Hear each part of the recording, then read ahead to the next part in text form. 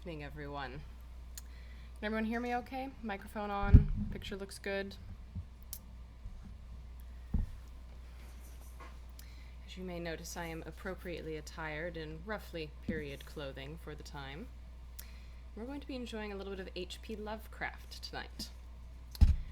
So, H.P. Lovecraft, I was introduced back when I was in college, I want to say. And horror has, ironically enough, never really horrified me. Stephen King, yes, there are some things that make me a little uncomfortable, but for the most part, I don't get very scared by horror or made uneasy by it. However, there was one story that I read by H.P. Lovecraft, which, quite frankly, gave me the willies.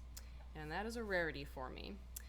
And I was very excited to learn that, I don't remember which film studio it is that's going to be making it into a film. Oh, don't mind the eldritch screeching in the background. The tiny tyrant is still awake. But Daddy is handling her tonight, so I get to have fun. Thank you, Daddy. Anyway, but they are making The Color Out of Space into a film. And I have both very high hopes for it, as well as a little bit of terror surrounding it, because it's my favorite of H.P. Lovecraft's stories, and sometimes Hollywood doesn't do stories very good justice. But we're going to hope that they do it justice and do a good job. So, I have a good actual book here, not a Kindle as you will see. And we are ready to start The Color Out of Space. Give a little background on the tale first. The final tale in Lovecraft's tremendous burst of fiction writing in 1926-27, this novelette was written in March 1927. Some critics have conjectured the influence of Charles Fort, with his hints of extraterrestrial incursions from meteorites and similar sources, but Lovecraft read Fort's Book of the Damned, 1919, only toward the end of March. In this tale, Lovecraft richly develops his imaginary New England topography, this time in a rural setting. Edmund Wilson, generally hostile to Lovecraft's work, found much merit in the story's anticipation of the effects of atomic radiation on living creatures. Lovecraft submitted the story directly to Amazing Stories without sending it first to Weird Tales. Hugo Gernsback of Amazing accepted it readily, but paid Lovecraft only $25 for it.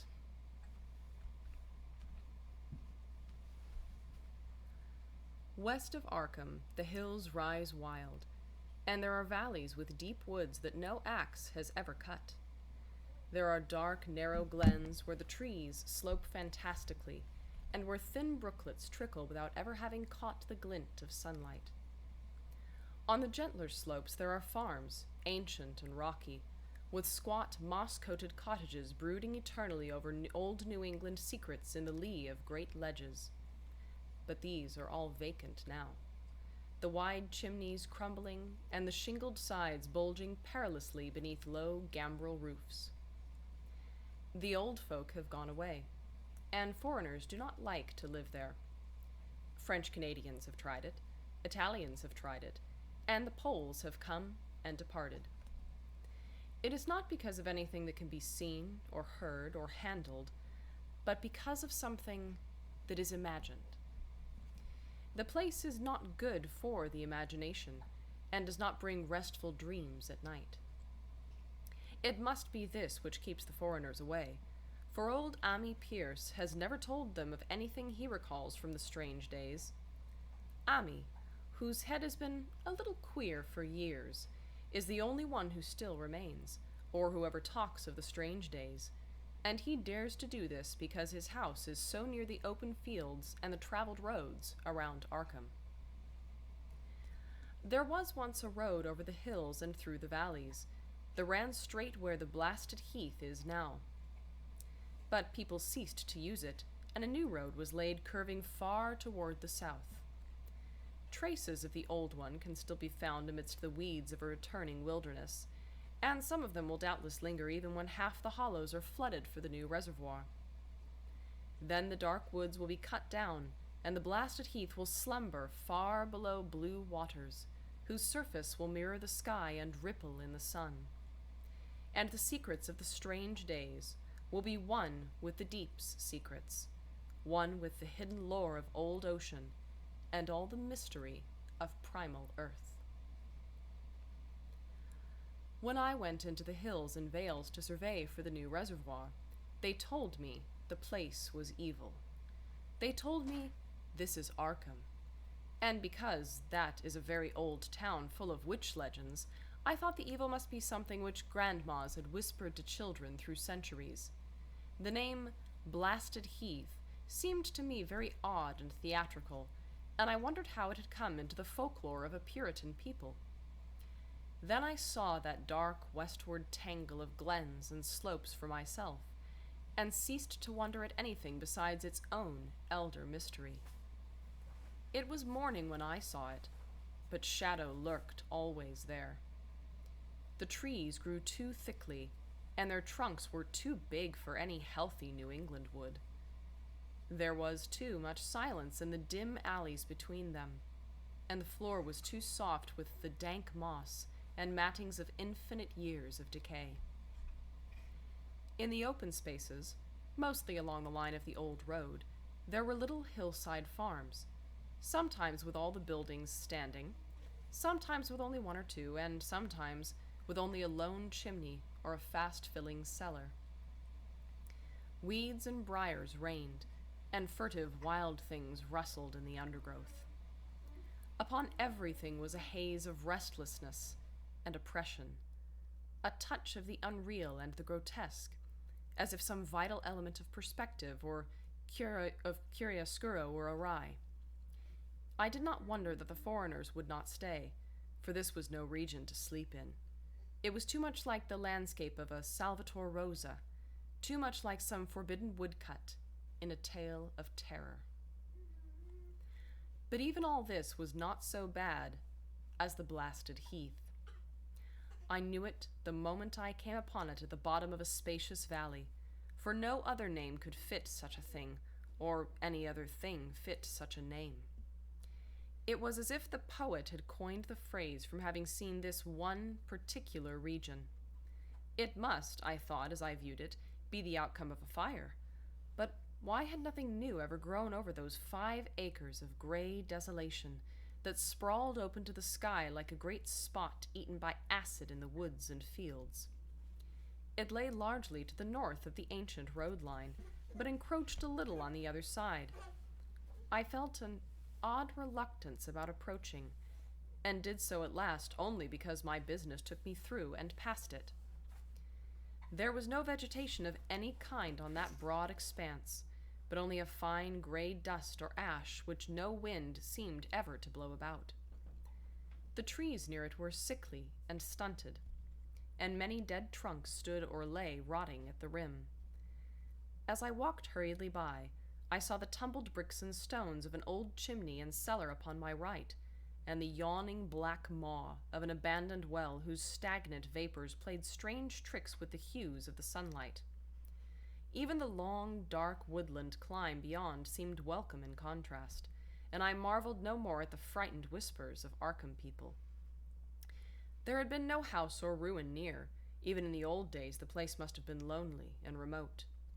And at twilight, dreading to repass that ominous spot, I walked circuitously back to the town by the curving road on the south. I vaguely wished some clouds would gather, for an odd timidity about the deep, skiey voids above had crept into my soul.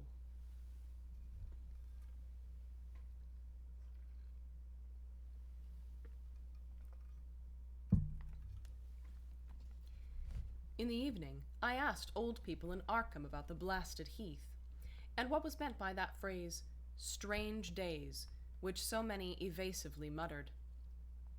I could not, however, get any good answers, except that all the mystery was much more recent than I had dreamed. It was not a matter of old legendry at all, but something within the lifetime of those people who spoke. It had happened in the 80s, and a family had disappeared, or was killed. Speakers would not be exact, and because they all told me to pay no attention to old Ammi Pierce's crazy tales, I sought him out the next morning, having heard that he lived alone in the ancient tottering cottage where the trees first began to get very thick. It was a fearsomely archaic place, and had begun to exude the faint, miasmal odor which clings about houses that have stood too long. Only with persistent knocking could I rouse the aged man, and when he shuffled timidly to the door, I could tell he was not glad to see me. He was not so feeble as I had expected, but his eyes drooped in a curious way, and his unkempt clothing and white beard made him seem very worn and dismal. Not knowing just how he could best be launched on his tales, I feigned a matter of business, told him of my surveying, and asked vague questions about the district. He was far brighter and more educated than I had been led to think, and before I knew it, had grasped quite as much of the subject as any man I had talked with in Arkham. He was not like other rustics I had known in the sections where reservoirs were to be. From him there were no protests at the miles of old wood and farmland to be blotted out, though perhaps there would have been had not his home lain outside the bounds of the future lake. Relief was all that he showed. Relief at the doom of the dark, ancient valleys through which he had roamed all his life. They were better under water now, better under water since the strange days. And with this opening, his husky voice sank low, while his body leaned forward, and his right forefinger began to point, shakily and impressively. It was then that I heard the story, and as the rambling voice scraped and whispered on, I shivered again and again despite the summer day. Often I had to recall the speaker from ramblings, piece out scientific points which he knew only by a fading parrot memory of professors' talk, or bridge over gaps where his sense of logic and continuity broke down. When he was done, I did not wonder that his mind had snapped a trifle, or that the folk of Arkham would not speak much of the blasted heath. I hurried back before sunset to my hotel, unwilling to have the stars come out above me in the open, and the next day returned to Boston to give up my position. I could not go into that dim chaos of old forest and slope again, or face another time that gray-blasted heath where the black well yawned deep beside the tumbled bricks and stones. The reservoir will soon be built now, and all those elder secrets will be safe forever under watery fathoms. But even then, I do not believe I would like to visit that country by night. At least, not when the sinister stars are out, and nothing could bribe me to drink the new city water of Arkham. It all began, old Ami said, with the meteorite. Before that time, there had been no wild legends at all since the witch trials, and even then these western woods were not feared half so much as the small island in the Miskatonic, where the devil held court beside a curious stone altar older than the Indians. These were not haunted woods, and their fantastic dusk was never terrible till the strange days. Then there had come that white noontide cloud, that string of explosions in the air, and that pillar of smoke from the valley far in the wood. And by night, all Arkham had heard of the great rock that fell out of the sky and bedded itself in the ground beside the well at the Nahum Gardner place. Might be Nahum Gardner, I don't know. That was the house which had stood where the blasted heath was to come, the trim white Nahum Gardner house amidst its fertile gardens and orchards. It's probably Nahum now that I think about it. We'll stick with that from now on.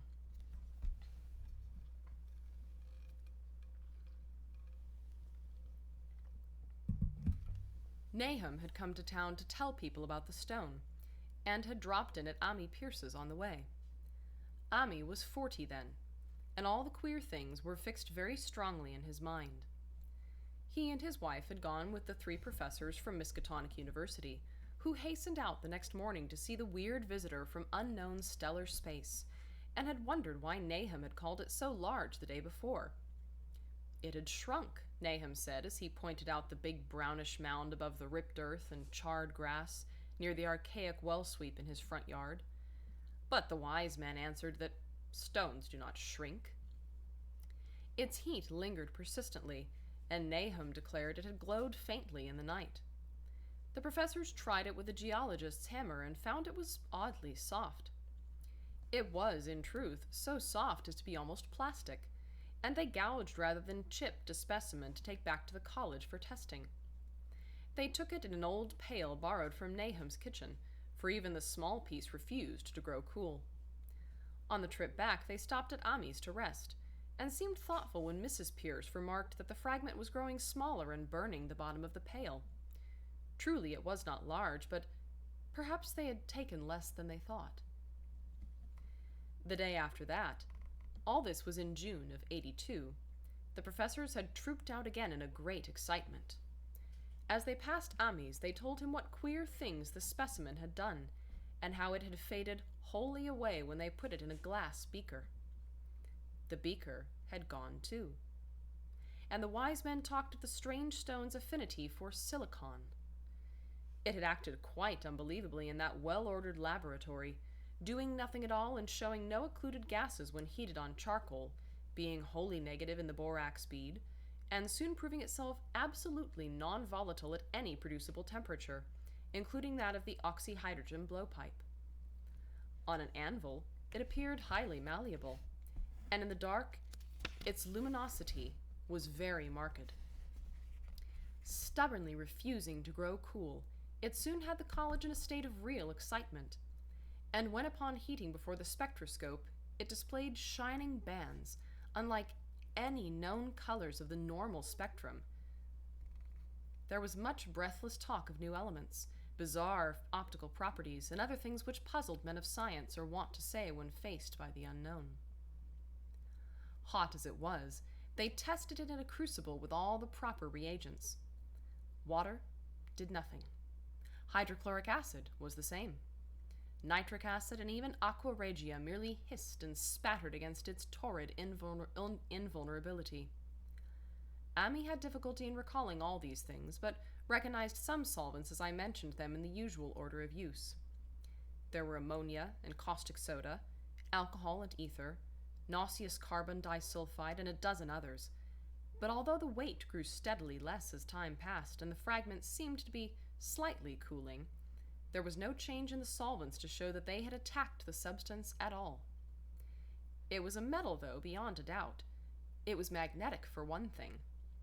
And after its immersion in the acid solvents, there seemed to be the faint traces of the Widmanstätten figures found on meteoric iron. When the cooling had grown very considerable, the testing was carried on in glass, and it was in a glass beaker that they left all the chips made of the original fragment during the work. The next morning, both chips and beaker were gone without a trace, and only a charred spot marked the place on the wooden shelf where they had been. All this the professors told Ami as they paused at his door, and once more he went with them to see the stony messenger from the stars, though this time his wife did not accompany him. It had now most certainly shrunk, and even the sober professors could not doubt the truth of what they saw. All around the dwindling brown lump near the well was a vacant space where the earth had caved in, and whereas it had been a good 7 feet across the day before, it was now scarcely 5. It was still hot, and the sages... Pardon husband's notification. It was still hot, and the sages studied its surface curiously as they detached another and larger piece with hammer and chisel. They gouged deeply this time, and as they pried away the smaller mass, they saw that the core of the thing was not quite homogeneous. They had uncovered what seemed to be the side of a large colored globule embedded in the substance. The color, which resembled some of the bands in the meteor's strange spectrum, was almost impossible to describe, and it was only by analogy that they called it color at all. Its texture was glossy, and upon tapping it appeared to promise both brittleness and hollowness. One of the professors gave it a smart blow with a hammer, and it burst with a nervous little pop. Nothing was emitted, and all trace of the thing vanished with the puncturing. If left behind a small spherical space about 3 inches across, and all thought it probable that others would be discovered as the enclosing substance wasted away. Conjecture was in vain, so after a futile attempt to find additional globules by drilling, the seekers left again with their new specimen, which proved, however, as baffling in the laboratory as its predecessor had been. Aside from being almost plastic, having heat, magnetism, and slight luminosity, cooling slightly in powerful acids, possessing an unknown spectrum, wasting away in air and attacking silicon compounds with mutual destruction as a result, it presented no identifying features whatsoever. And at the end of the tests, the college scientists were forced to own that they could not place it. It was nothing of this earth, but a piece of the great outside, and as such dowered with outside properties and obedient to outside laws.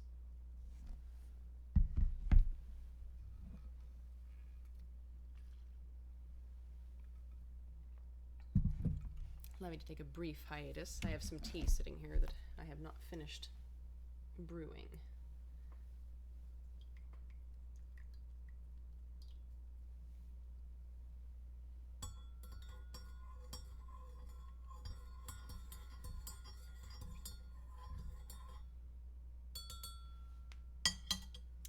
There we are. Now we are good and properly of the period. Must have tea.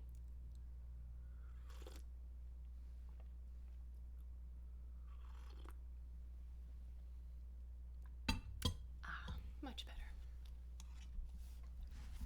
Now then.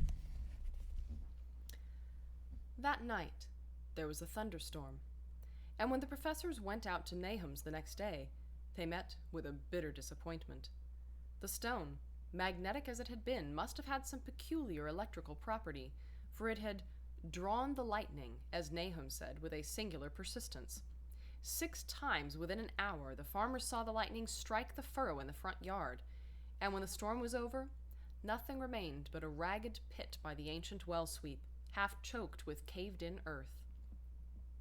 Digging had borne no fruit, and the scientists verified the fact of the utter vanishment. The failure was total, so that nothing was left to do but go back to the laboratory and test again the disappearing fragment left carefully cased in lead. The fragment lasted a week, at the end of which nothing of value had been learned of it. When it had gone, no residue was left behind, and in time the professors felt scarcely sure they had indeed seen with waking eyes that cryptic vestige of the fathomless gulfs outside, that lone, weird message from other universes and other realms of matter, force, and entity. As was natural, the Arkham papers made much of the incident with its collegiate sponsoring, and sent reporters to talk with Nahum Gardner and his family. At least one Boston daily also sent a scribe, and Nahum quickly became a kind of local celebrity. He was a lean, genial person of about 50, living with his wife and 3 sons on the pleasant farmstead in the valley. He and Ami exchanged visits frequently, as did their wives, and Ami had nothing but praise for him after all these years. He seemed slightly proud of the notice his place had attracted, and talked often of the meteorite in the succeeding weeks. That July and August were hot, and Nahum worked hard at his haying in the 10-acre pasture across Chapman's Brook, his rattling wain wearing deep ruts in the shadowy lanes between. The labor tired him more than it had in other years, and he felt that age was beginning to tell on him. Then fell the time of fruit and harvest. The pears and apples slowly ripened, and Nahum vowed that his orchards were prospering as never before. The fruit was growing to phenomenal size and unwonted gloss, and in such abundance that extra barrels were ordered to handle the future crop. But with the ripening came sore disappointment, for of all that gorgeous array of specious lusciousness, not one single jot was fit to eat.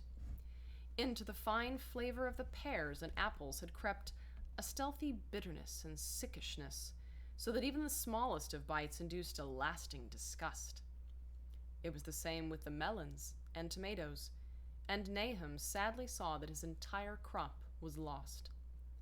Quick to connect events, he declared that the meteorite had poisoned the soil, and thanked heaven that most of the other crops were in the upland lot along the road. Winter came early, and was very cold. Ami saw Nahum less often than usual, and observed that he had begun to look worried. The rest of his family, too, seemed to have grown taciturn, and were far from steady in their church-going or their attendance at the various social events of the countryside. For this reserve or melancholy, no cause could be found, though all the household confessed now and then to poorer health and a feeling of vague disquiet.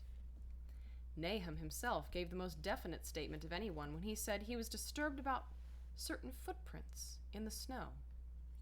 They were the usual winter prints of red squirrels, white rabbits, and foxes, but the brooding farmer professed to see something not quite right about their nature and arrangement. He was never specific, but appeared to think that they were not as characteristic of the anatomy and habits of squirrels and rabbits and foxes as they ought to be. Ami listened without interest to this talk until one night when he drove past Nahum's house in his sleigh on the way back from Clark's Corners. There had been a moon, and a rabbit had run across the road, and the leaps of that rabbit were longer than either Ami or his horse liked. The latter, indeed, had almost run away when brought up by a firm rein.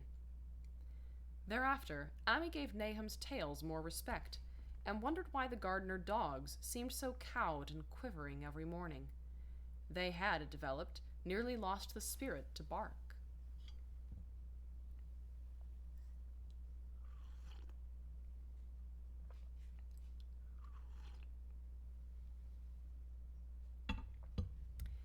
In February, the McGregor boys from Meadow Hill were out shooting woodchucks, and not far from the Gardner place bagged a very peculiar specimen.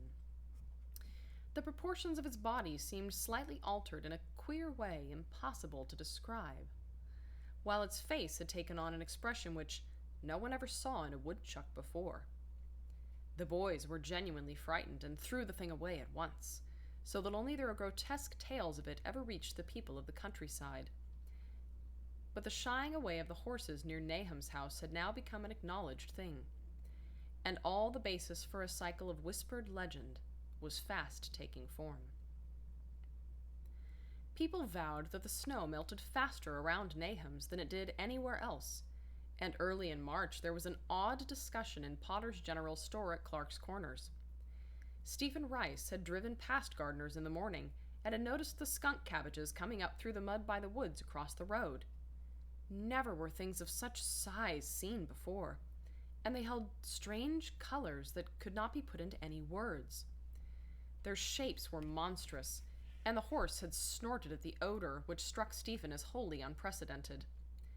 That afternoon, several persons drove past to see the abnormal growth, and all agreed that plants of that kind ought never to sprout in a healthy world. The bad fruit of the fall before was freely mentioned, and it went from mouth to mouth that there was poison in Nahum's ground. Of course it was the meteorite, and remembering how strange the men from the college had found that stone to be, several farmers spoke about the matter to them. One day they paid Nahum a visit, but having no love of wild tales and folklore, were very conservative in what they inferred. The plants were certainly odd, but all skunk cabbages are more or less odd in shape and odor and hue. Perhaps some mineral element from the stone had entered the soil, but it would soon be washed away. And as for the footprints and frightened horses, of course this was mere country talk with which such a phenomenon as the aerolite would be certain to start. There was really nothing for serious men to do in cases of wild gossip, for superstitious rustics will say and believe anything. And so all through the strange days the professors stayed away in contempt. Only one of them, when given 2 files of dust for analysis in a police job over a year and a half later, recalled that the queer color of that skunk cabbage had been very like one of the anomalous bands of light shown by the meteor fragment in the college spectroscope, and like the brittle globule found embedded in the stone from the abyss. The samples in this analysis case gave the same odd bands at first, though later they lost the property. The trees budded prematurely around Nahum's, and at night they swayed ominously in the wind. Nahum's second son, Thaddeus, a lad of 15, swore that they swayed also when there was no wind. But even the gossips would not credit this. Certainly, however, restlessness was in the air. The entire Gardner family developed the habit of stealthy listening, though not for any sound which they could consciously name. The listening was indeed rather a product of moments when consciousness seemed half to slip away. Unfortunately, such moments increased week by week, till it became common speech that something was wrong with all Nahum's folks. When the early saxifrage came out, it had another strange color, not quite like that of the skunk cabbage, but plainly related and equally unknown to anyone who saw it. Nahum took some blossoms to Arkham and showed them to the editor of the Gazette, but that dignitary did no more than write a humorous article about them, in which the dark fears of rustics were held up to polite ridicule. It was a mistake of Nahum's to tell a stolid city man about the great, overgrown morning cloak butterflies behaved in connection with these saxifrages. April brought a kind of madness to the country folk, and began that disuse of the road past Nahum's which led to its ultimate abandonment. It was the vegetation. All the orchard trees blossomed forth in strange colors, and through the stony soil of the yard and adjacent pasturage there sprang up a bizarre growth which only a botanist could connect with the proper flora of the region. No sane, wholesome colors were anywhere to be seen, except in the green grass and leafage, but everywhere those hectic and prismatic variants of some diseased, underlying primary tone without a place among the known tints of earth.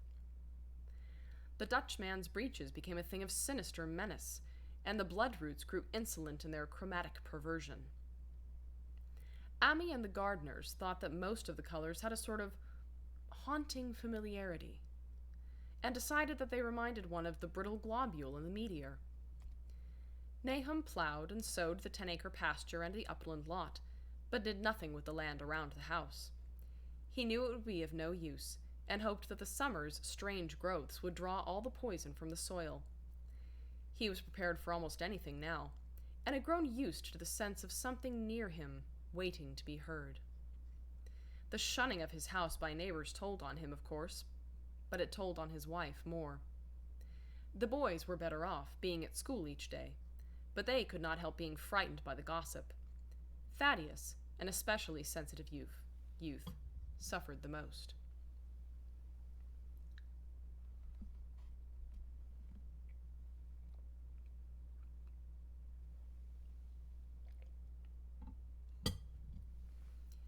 In May, the insects came, and Nahum's place became a nightmare of buzzing and crawling. Most of the creatures seemed not quite usual in their aspects and motions, and their nocturnal habits contradicted all former experience. The gardeners took to watching at night, watching in all directions at random for something. They could not tell what. It was then that they all owned that Thaddeus had been right about the trees. Mrs. Gardner was the next to see it from the window as she watched the swollen boughs of a maple against a moonlit sky. The boughs surely moved, and there was no wind. It must be the sap. Strangeness had come into everything growing now. Yet it was none of Nahum's family at all who made the next discovery.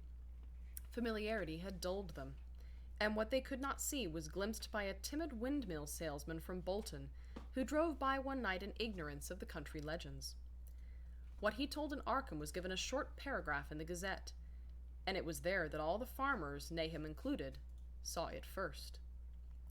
The night had been dark, and the buggy lamps faint, but around a farm in the valley, which everyone knew from the account must be Nahum's, the darkness had been less thick.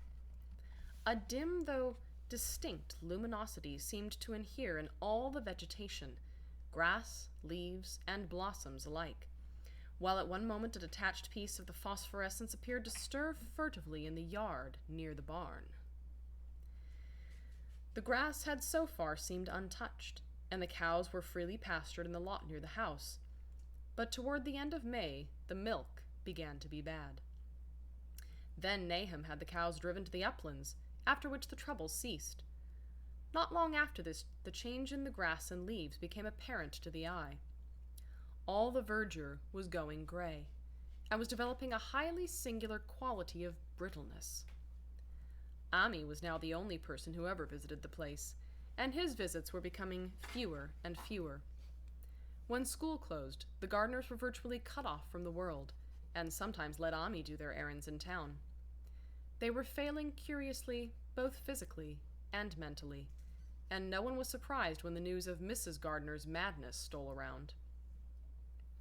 It happened in June, about the anniversary of the meteor's fall, and the poor woman screamed about things in the air which she could not describe. In her raving there was not a single specific noun, but only verbs and pronouns. Things moved and changed and fluttered, and ears tingled to impulses which were not wholly sounds. Something was taken away. She was being drained of something. Something was fastening itself on her that ought not to be. Someone must make it keep off. Nothing was ever still in the night. The walls and windows shifted. Nahum did not send her to the county asylum, but let her wander about the house as long as she was harmless to herself and others. Even when her expression changed, he did nothing. But when the boys grew afraid of her, and Thaddeus nearly fainted at the way she made faces at him, he decided to keep her locked in the attic. By July, she had ceased to speak and crawled on all fours. And before that month was over, Nahum got the mad notion that she was slightly luminous in the dark, as he now clearly saw was the case with the nearby vegetation. It was a little before this that the horses had stampeded. Something had aroused them in the night, and their neighing and kicking in their stalls had been terrible. There seemed virtually nothing to do to calm them, and when Nahum opened the stable door, they all bolted out like frightened woodland deer. It took a week to track all four, and when found, they were seen to be quite useless and unmanageable. Something had snapped in their brains, and each one had to be shot for its own good. Nahum borrowed a horse from Ami for his haying, but found it would not approach the barn. It shied, balked, and whinnied, and in the end he could do nothing but drive it into the yard while the men used their own strength to get the heavy wagon near enough the hayloft for convenient pitching. And all the while, the vegetation was turning gray and brittle. Even the flowers whose hue had been so strange were graying now, and the fruit was coming out gray and dwarfed and tasteless. The asters and goldenrod bloomed gray and distorted, and the roses and zinnias and hollyhocks in the front yard were such blasphemous-looking things that Nahum's oldest boy, Zenas, cut them down. The strangely puffed insects died about that time. Even the bees that had left their hives had taken to the woods. By September, all the vegetation was fast crumbling to a grayish powder, and Nahum feared that the trees would die before the poison was out of the soil. His wife now had spells of terrific screaming, and he and the boys were in a constant state of nervous tension. They shunned people now, and when school opened, the boys did not go. But it was Ami, on one of his rare visits, who first realized that the well water was no longer good. It had an evil taste that was not exactly fetid, nor exactly salty, and Ami advised his friend to dig another well on higher ground to use till the soil was good again. Nahum, however, ignored the warning, for he had by that time become calloused to strange and unpleasant things. He and the boys continued to use the tainted supply, drinking it as listlessly and mechanically as they ate their meager and ill-cooked meals and did their thankless and monotonous chores through the aimless days. There was something of stolid resignation about them all, as if they walked half in another world between lines of nameless guards to a certain and familiar doom.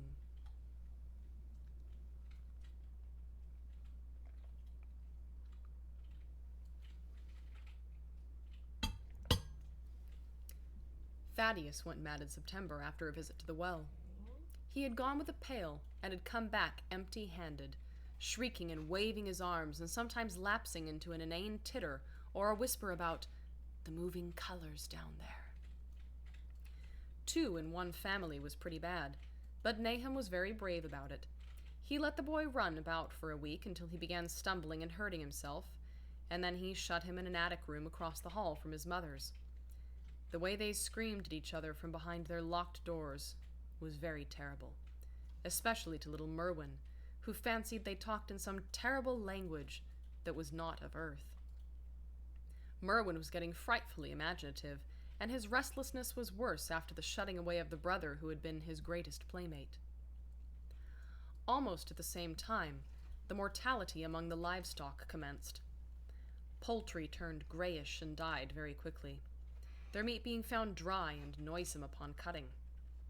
Hogs grew inordinately fat, then suddenly began to undergo loathsome changes which no one could explain.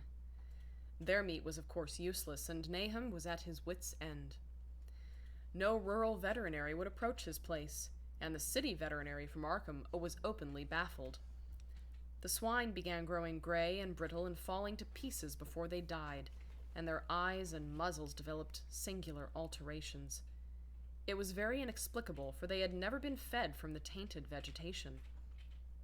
Then something struck the cows. Certain areas, or sometimes the whole body, would be uncannily shriveled or compressed, and atrocious collapses or disintegrations were common. In the last stages, and death was always the result, there would be a graying and turning brittle like that which beset the hogs. There could be no question of poison, for all the cases occurred in a locked and undisturbed barn. No bites of prowling things could have brought the virus, for what live beast of earth can pass through solid obstacles? It must be only natural disease.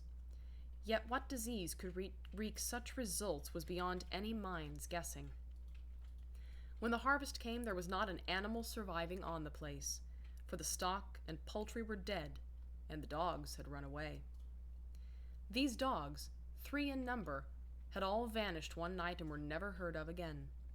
The 5 cats had left some time before, but their going was scarcely noticed, since there now seemed to be no mice, and only Mrs. Gardner had made pets of the graceful felines.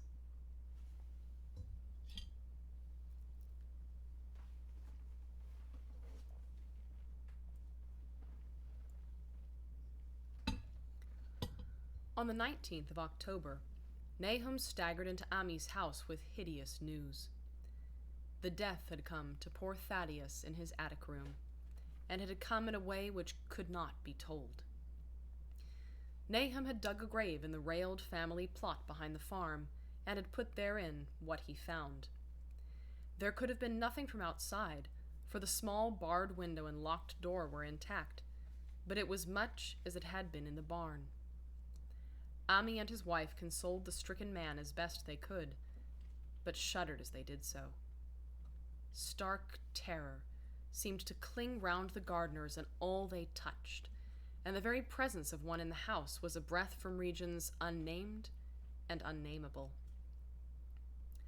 Ami accompanied Nahum home with the greatest reluctance, and did what he might to calm the hysterical sobbing of little Merwin. Zenas needed no calming. He had come of late to do nothing but stare into space and obey what his father told him, and Ami thought that his fate was very merciful. Now and then Merwin's screams were answered faintly from the attic, and in response to an inquiring look, Nahum said that his wife was getting very feeble. When night approached, Ami managed to get away, for not even friendship could make him stay in that spot when the faint glow of the vegetation began, and the trees may or may not have swayed without wind. It was really lucky for Ami that he was not more imaginative. Even as things were, his mind was bent, ever so slightly, but had he been able to connect and reflect upon all the portents around him, he must inevitably have turned a total maniac. In the twilight he hastened home, the screams of the mad woman and the nervous child ringing horribly in his ears. 3 days later, Nahum lurched into Ami's kitchen in the early morning, and in the absence of his host stammered out a desperate tale once more, while Mrs. Pierce listened in a clutching fright. It was little Merwin this time. He was gone. He had gone out late at night with a lantern and a pail for water and had never come back. He'd been going to pieces for days and hardly knew what he was about, screamed at everything. There had been a frantic shriek from the yard then, but before the father could get to the door, the boy was gone. There was no glow from the lantern he had taken, of the child himself no trace. At the time, Nahum thought the lantern and pail were gone too, but when dawn came, and the man had plodded back from his all-night search of the woods and fields, he had found some very curious things near the well. There was a crushed and apparently somewhat melted mass of iron which had certainly been the lantern, while a bent bale and twisted iron hoops beside it, both half fused, seemed to hint at the remnants of the pail. That was all. Nahum was past imagining. Mrs. Pierce was blank, and Ami, when he had reached home and heard the tale, could give no guess. Merwin was gone, and there would be no use in telling the people around, who shunned all the gardeners now. No use either in telling the city people at Arkham, who laughed at everything. Thad was gone, and now Murney was gone. Something was creeping, and waiting to be seen, and felt, and heard. Nahum would go soon, and he wanted Ami to look after his wife and Zenas if they survived him. It must all be a judgment of some sort, though he could not fancy what for, since he had always walked uprightly in the Lord's ways so far as he knew.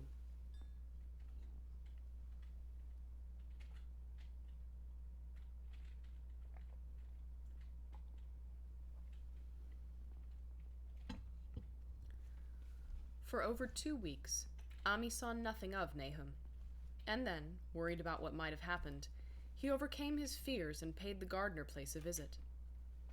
There was no smoke from the great chimney, and for a moment the visitor was apprehensive of the worst. The aspect of the whole farm was shocking. Grayish, withered grass and leaves on the ground, vines falling in brittle wreckage from archaic walls and gables, and great bare trees clawing up at the gray November sky with a studied malevolence which Ami could not but feel had come from some subtle change in the tilt of the branches. But Nahum was alive after all. He was weak and lying on a couch in the low-ceiled kitchen, but perfectly conscious and able to give simple orders to Zenas. The room was deadly cold, and as Ami visibly shivered, the host shouted huskily to Zenas for more wood. Wood, indeed, was sorely needed, since the cavernous fireplace was unlit and empty, with a cloud of soot blowing about in the chill wind that came down the chimney. Presently, Nahum asked him if the extra wood had made him any more comfortable, and then Ami saw what had happened. The stoutest cord had broken at last, and the hapless farmer's mind was proof against more sorrow. Questioning tactfully, Ami could get no clear data at all about the missing Zenas. "In the well. He lives in the well," was all that the clouded father would say. Then there flashed across the visitor's mind a sudden thought of the mad wife, and he changed his line of inquiry. "Abby? Why, here she is," was the surprised response of poor Nahum, and Ami soon saw that he must search for himself. Leaving the harmless babbler on the couch, he took the keys from their nail beside the door and climbed the creaking stairs to the attic. It was very close and noisome up there, and no sound could be heard from any direction. Of the 4 doors in sight, only one was locked, and on this he tried various keys on the ring he had taken. The 3rd key proved the right one, and after some fumbling, Ami threw open the low white door. It was quite dark inside, for the window was small and half obscured by the crude wooden bars, and Ami could see nothing at all on the wide planked floor. The stench was beyond enduring, and before proceeding further he had to retreat to another room and return with his lungs filled with breathable air.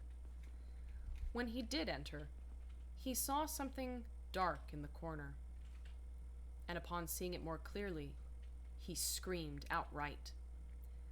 While he screamed, he thought a momentary cloud eclipsed the window, and a second later he felt himself brushed as if by some hateful current of vapor.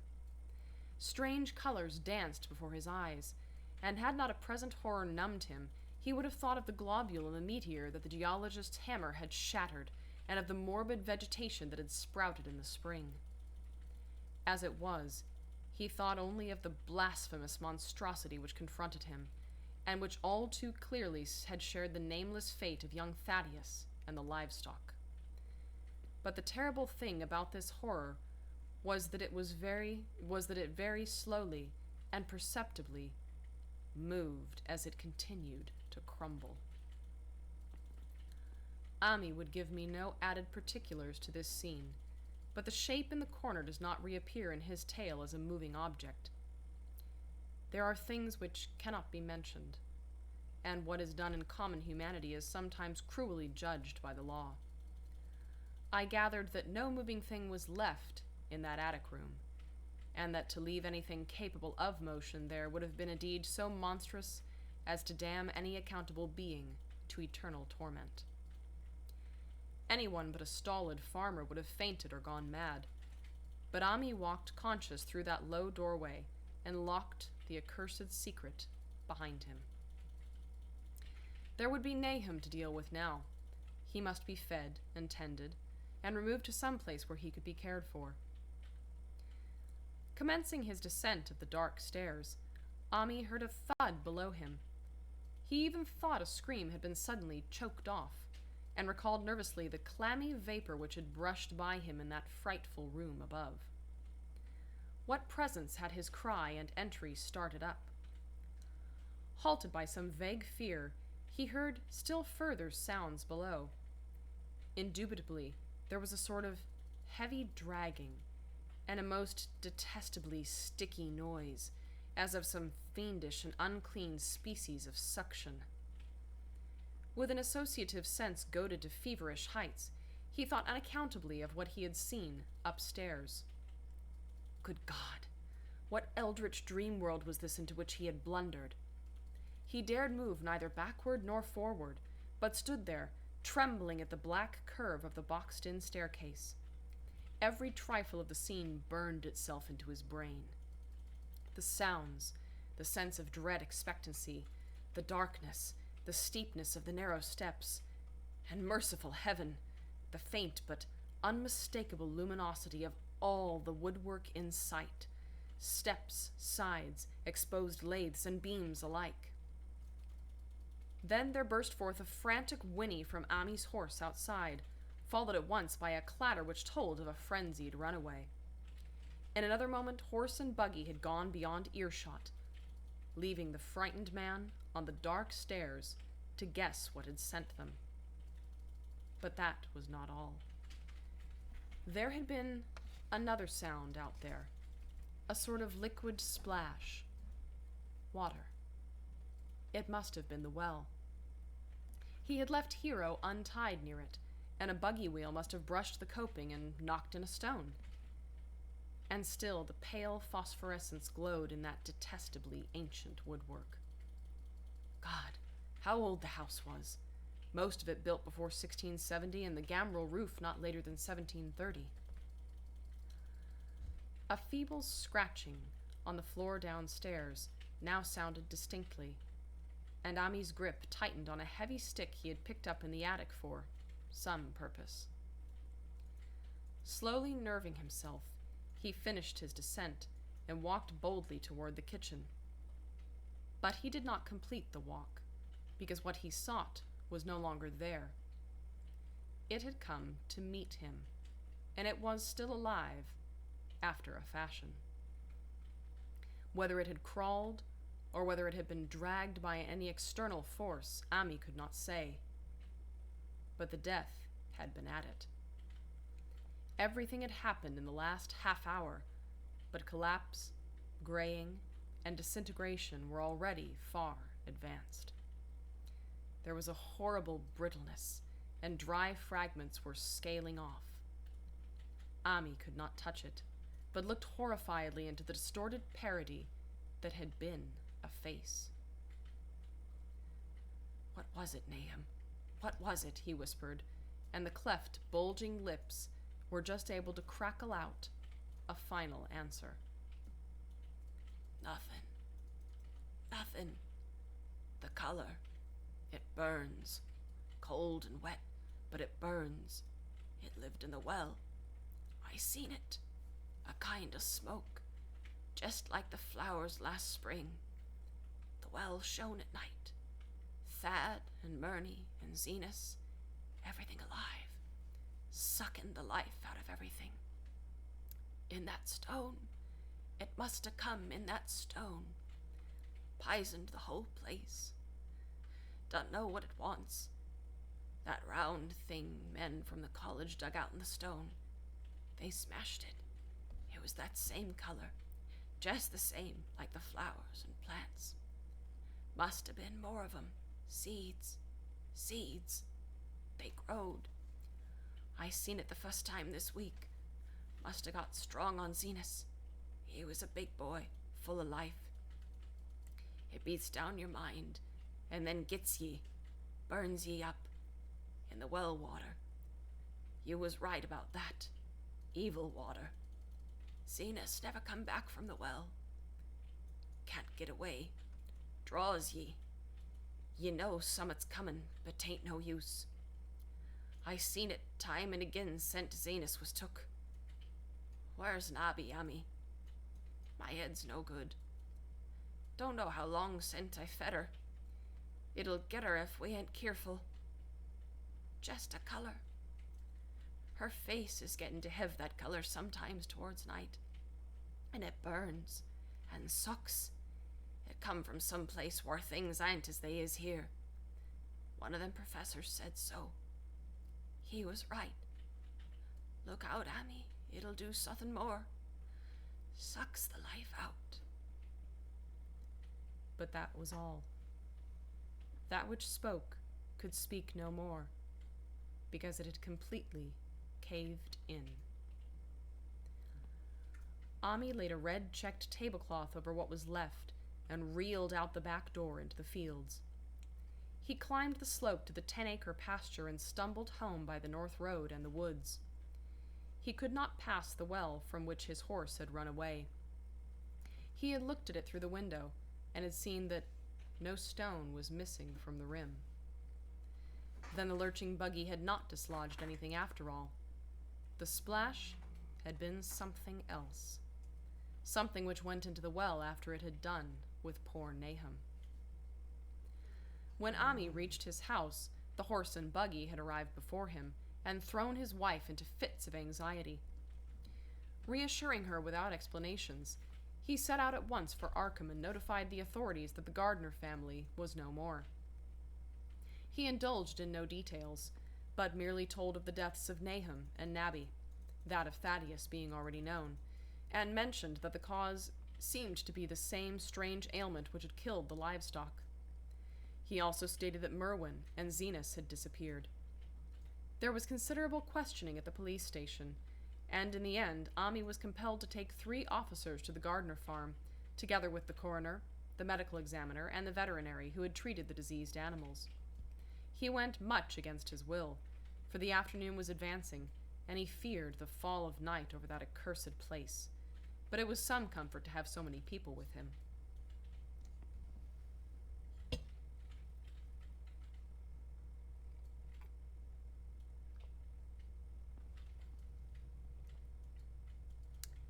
The 6 men drove out in a Democrat wagon, following Ami's buggy, and arrived at the pest-ridden farmhouse about 4 o'clock. Used as the officers were to gruesome experiences, not one remained unmoved at what was found in the attic and under the red-checked tablecloth on the floor below.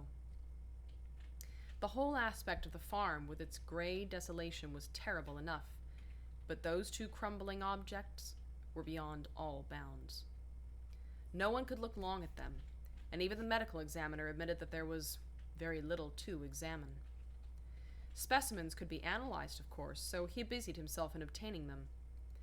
And here it develops that a very puzzling aftermath occurred at the college laboratory, where the 2 phials of dust were finally taken.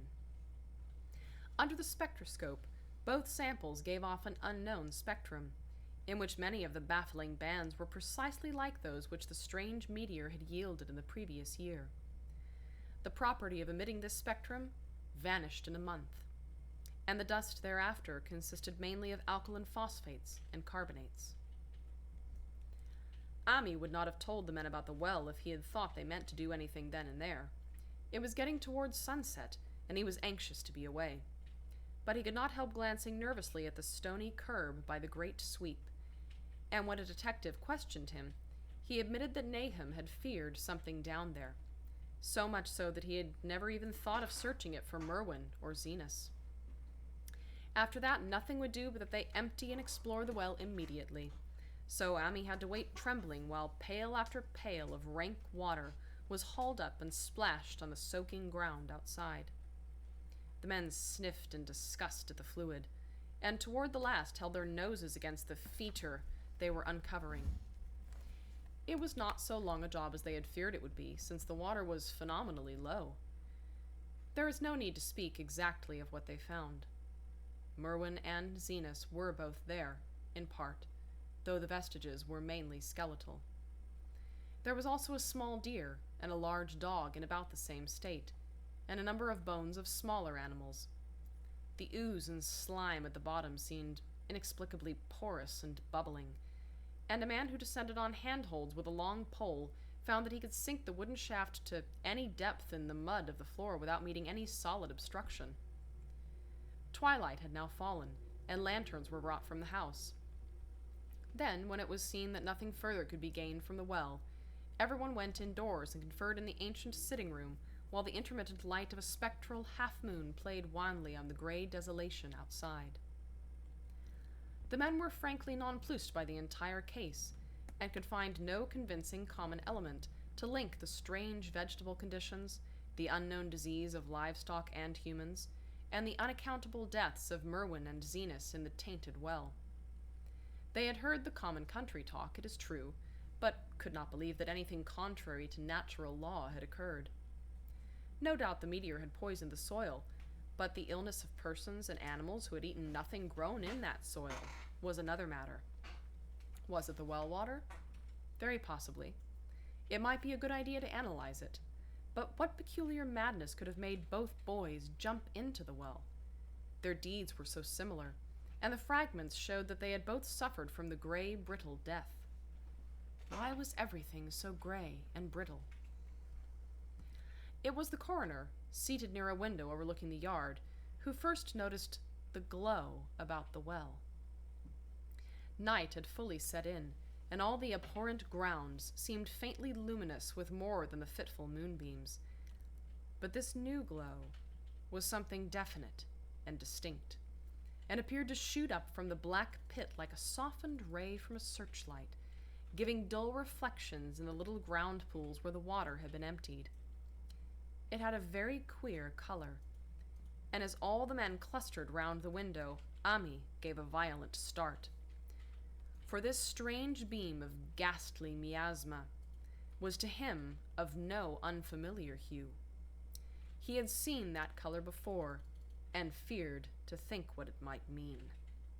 He had seen it in the nasty, brittle globule in that aerolite 2 summers ago, had seen it in the crazy vegetation of the springtime, and had thought he had seen it for an instant that very morning against the small barred window of that terrible attic room where nameless things had happened.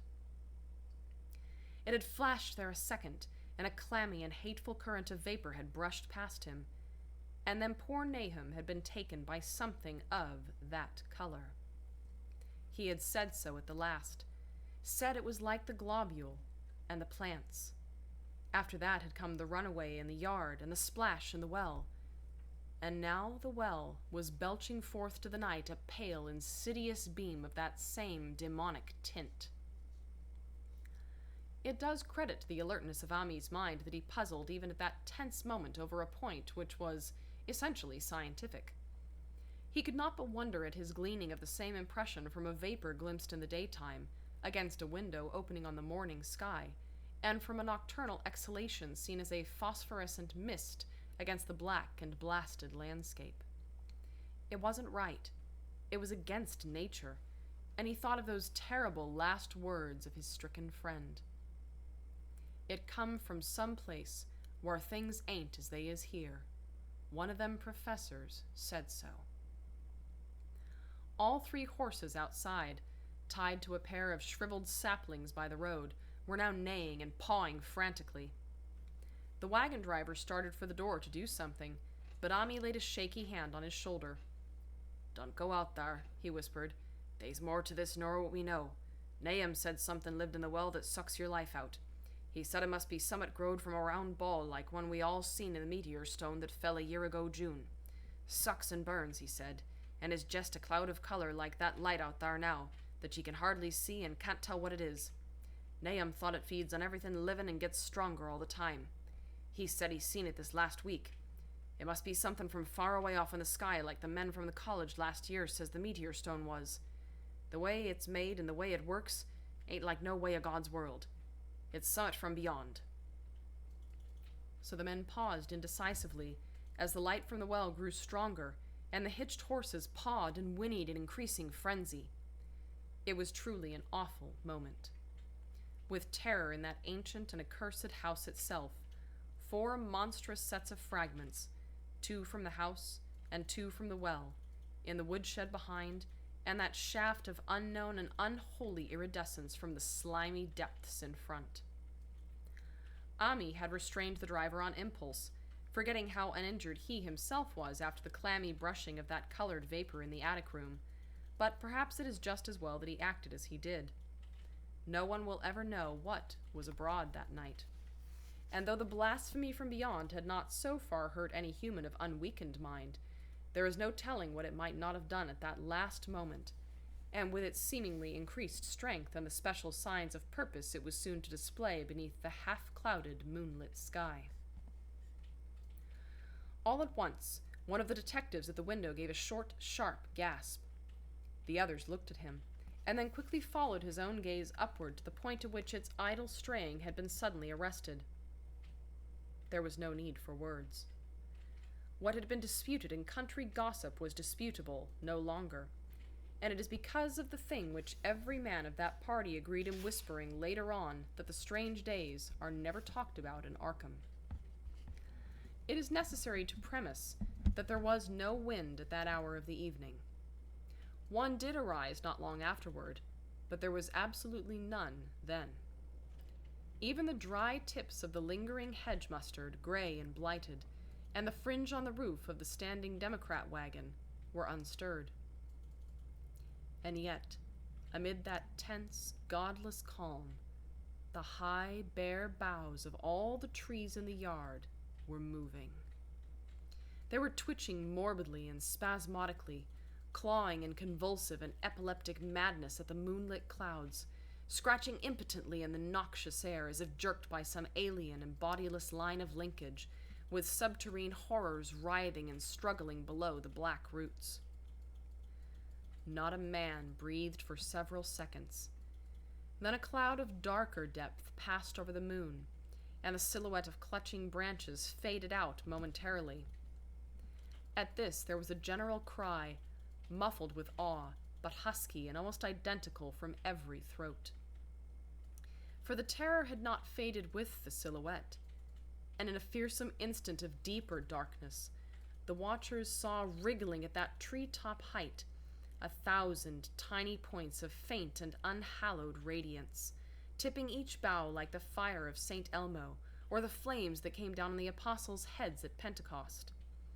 It was a monstrous constellation of unnatural light, like a glutted swarm of corpse-fed fireflies dancing hellish sarabands over an accursed marsh.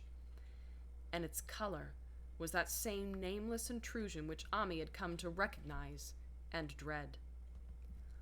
All the while the shaft of phosphorescence from the well was getting brighter and brighter, bringing to the minds of the huddled men a sense of doom and abnormality which far outraced any image their conscious minds could form. It was no longer shining out, it was pouring out, and as the shapeless stream of unplaceable color left the well, it seemed to flow directly into the sky. The veterinary shivered and walked to the front door to drop the heavy extra bar across it. Ami shook no less, and had to tug and point for lack of a controllable voice when he wished to draw notice to the growing luminosity of the trees. The neighing and stamping of the horses had become utterly frightful, but not a soul of that group in the old house would have ventured forth for any earthly reward. With the moments, the shining of the trees increased, while their restless branches seemed to strain more and more toward verticality. The wood of the well sweep was shining now, and presently a policeman dumbly pointed to some wooden sheds and beehives near the stone wall on the west. They were commencing to shine too, though the tethered vehicles of the visitors seemed so far unaffected.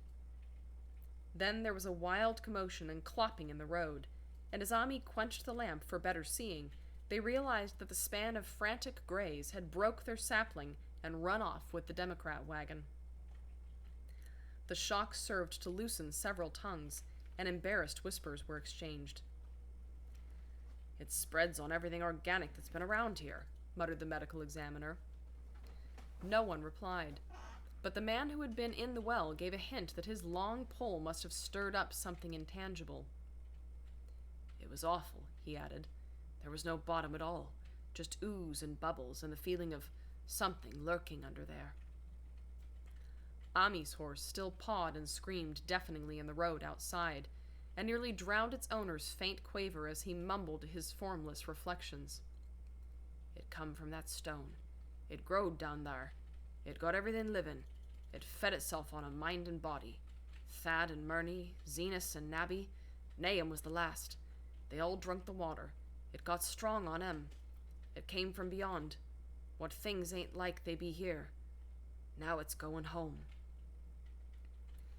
At this point, as the column of unknown color flared suddenly stronger and began to weave itself into fantastic suggestions of shape, which each spectator later described differently, there came from poor tethered hero such a sound as no man before or since ever heard from a horse. Every person in that low-pitched sitting room stopped his ears, and Ami turned away from the window in horror and nausea. Words could not convey it. When Ami looked out again, the hapless beast lay huddled inert on the moonlit ground between the splintered shafts of the buggy. That was the last of Hero till they buried him next day. But the present was no time to mourn, for almost at this instant, a detective silently called attention to something terrible in the very room with them. In the absence of the lamplight, it was clear that a faint phosphorescence had begun to pervade the entire apartment. It glowed on the broad planked floor and the fragment of rag carpet, and shimmered over the sashes of the small-paned windows. It ran up and down the exposed corner posts, coruscated itself about the shelf and mantel, and infected the very doors and furniture. Each minute saw it strengthen, and at last it was very plain that healthy living things must leave that house. Ami showed them the back door and the path up through the fields to the 10-acre pasture. They walked and stumbled as in a dream, and did not dare look back till they were far away on the high ground. They were glad of the path, for they could not have gone the front way by that well. It was bad enough passing the glowing barn and sheds, and those shining orchard trees with the gnarled, fiendish contours. But thank heaven the branches did their worst twisting high up. The moon went under some very black clouds as they crossed the rustic bridge over Chapman's Brook, and it was blind groping from there to the open meadows.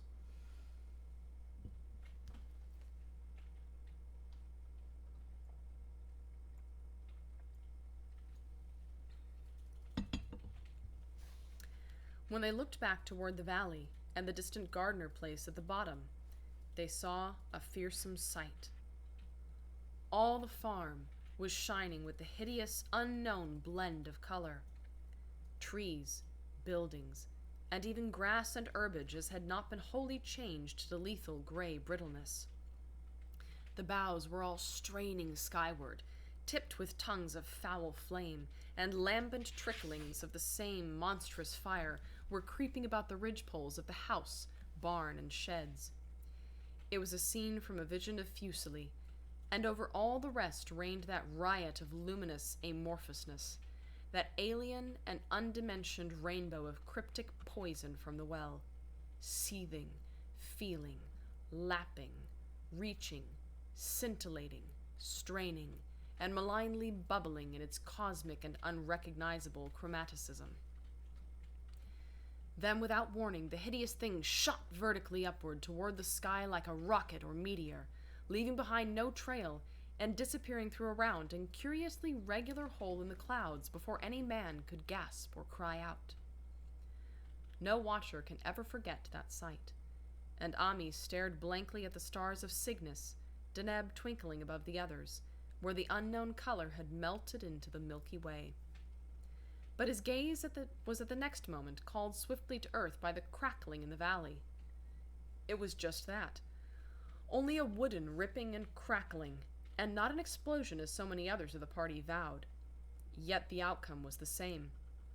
For in one feverish, kaleidoscopic instant, there burst up from that doomed and accursed farm a gleamingly eruptive cataclysm of unnatural sparks and substance, blurring the glance of the few who saw it, and sending forth to the zenith a bombarding cloudburst of such colored and fantastic fragments as our universe must needs disown.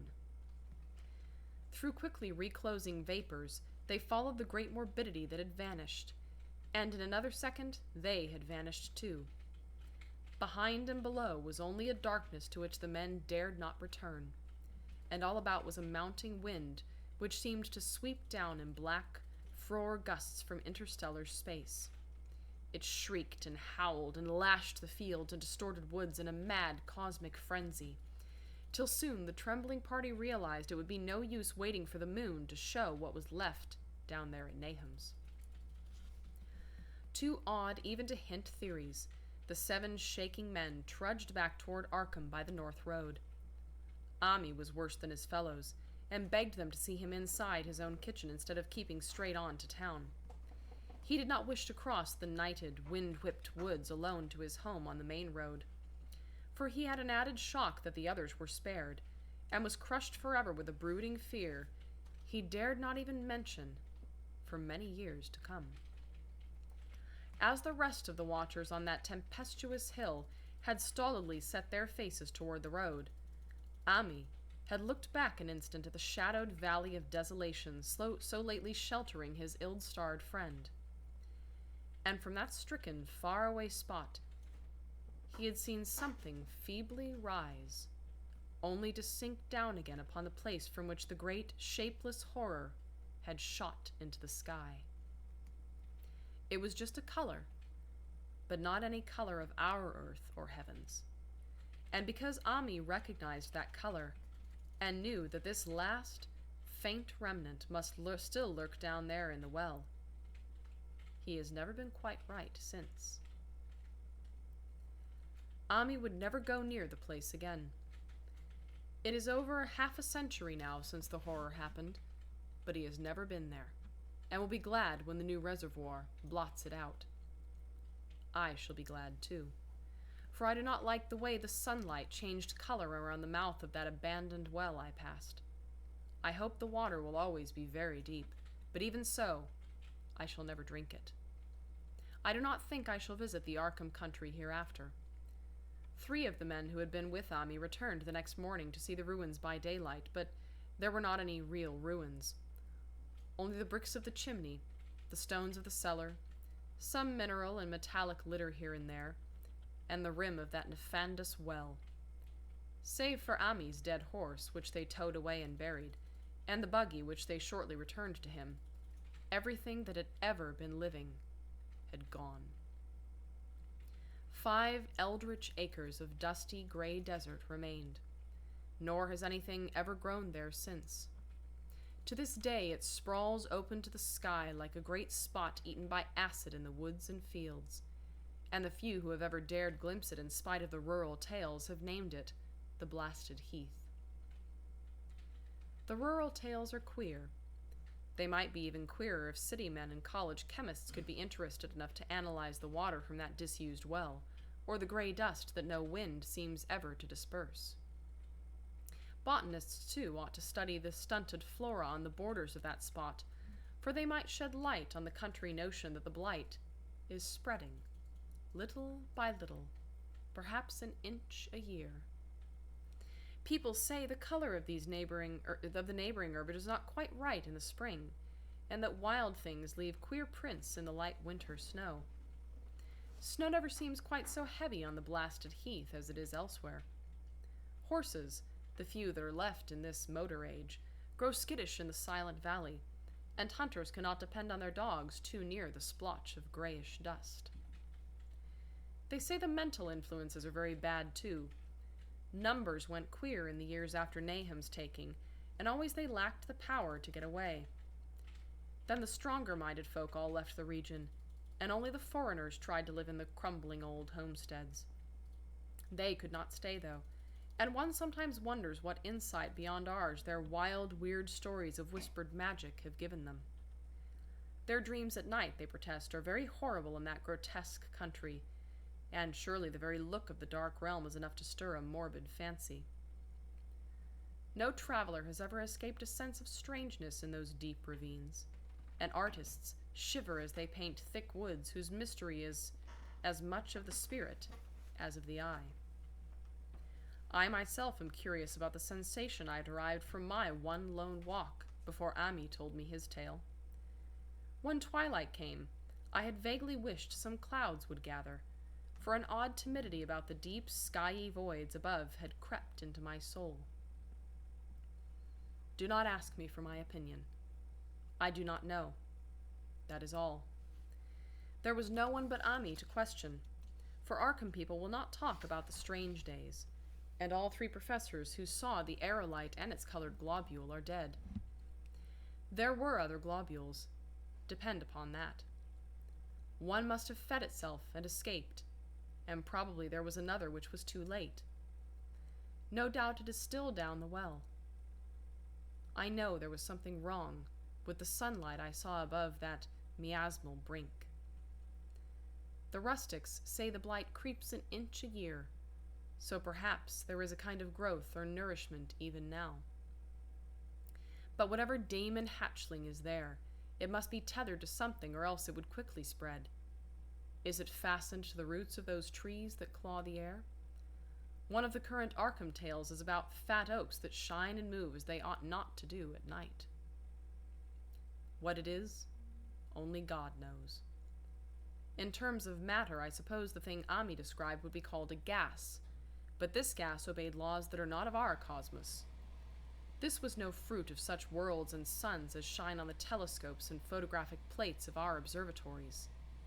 This was no breath from the skies, whose motions and dimensions our astronomers measure or deem too vast to measure. It was just a color out of space. A frightful messenger from unformed realms of infinity beyond all nature as we know it. From realms whose mere existence stuns the brain and numbs us with the black extracosmic gulfs it throws open before our frenzied eyes. I doubt very much if Ami consciously lied to me, and I do not think his tale was all a freak of madness as the townsfolk had forewarned. Something terrible came to the hills and valleys on that meteor, and something terrible, though I know not in what proportion, still remains. I shall be glad to see the water come. Meanwhile, I hope nothing will happen to Ami. He saw so much of the thing, and its influence was so insidious. Why has he never been able to move away? How clearly he recalled those dying words of Nahum's. Can't get away. Draws ye. Ye know summat's comin', but 'tain't no use. Ami is such a good old man. When the reservoir gang gets to work, I must write the chief engineer to keep a sharp watch on him. I would hate to think of him as the gray, twisted, brittle monstrosity which persists more and more in troubling my sleep. And that is the conclusion of The Color Out of Space. One of my favorite Lovecraft tales, and certainly one of the only ones to have ever really truly made me uneasy and horrified, if you will. I hope folks enjoyed that. I know it's a little early for Halloween, but the week of Halloween also happens to be the week of my husband and mine's 3rd anniversary, so we're going to be actually doing date night the night before Halloween, and most likely won't have any time for streaming the weekend proper. So we're doing a little bit of an early Halloween stream this time. Nothing like good tea to keep the voice lubricated for a nice long story. Now, let's check and see what time we have here. 10:30. Well, I would say that that was a lovely long stream. I was hoping we might have time for another Lovecraft story, but you know what? Maybe we'll try for another stream on Monday. We'll see if there's a time for that and my little tiny tyrant, the adorable one, goes to bed. She who must be obeyed. Then maybe we will try for another one, because there is another story which, while it didn't hold the same horror for me as The Color Out of Space, I found it to be still horrifying in a sense. I figured it out very quickly. I knew exactly where Lovecraft was going with it before I got probably even halfway through it.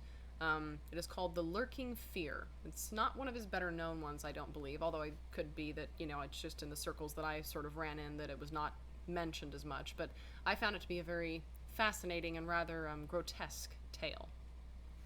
So, perhaps, if we have time on Monday, or even the week of Halloween if we have time, I might be able to do one more Halloween literature stream, and we will attempt The Lurking Fear.